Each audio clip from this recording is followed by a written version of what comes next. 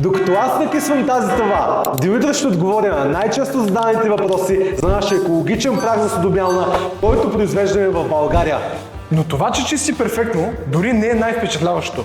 Нашия продукт не наврежда на здравето ви като повечето продукти и ще разберете защо. Маха ли загорели и засъхнали остатъци или само леките замърсявания? Използваме ензими и кислородна белина. Ензимите се грижат за премахването на органичните замърсявания, органичните петна, като протеини, мазнини и нишесте, като ги разграждат на молекулярно ниво. Кислородната белина помага за загорелите замърсявания, като ги маха от самата посуда, както може да видите в момента отзад. Безопасен ли е за съдовете? Не драска ли стъклото и метала? Нямаме хлор, нямаме агресивни киселини, което означава, че не се наранява керамиката, стъклото и метала. Дори защитава и самата Судомялна. Защо пакетът е толкова малък? Достатъчен ли е? Направихме пакета 500 грама, което е 50 дози и примахнахме абсолютно всички пълнители отвътре. Има само активни съставки, които реално работят и пакета няма нужда да бъде голям. Какво точно е вредното в обикновения прах за Судомялна? Мога да изброя доста неща, но хлорни избелители, синтетични аромати, микропластмаси. Често в много от съдомялните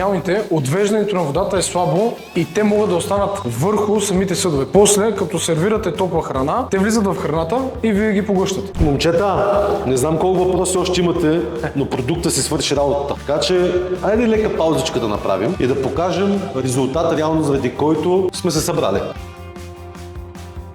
Видяхте, че прахът свърши своята работа. Ако искате една по-безвредна алтернатива за вашия атом, с един по-обмислен характер, влезте на нашия сайт и се възползвайте от отстъпки до 22%.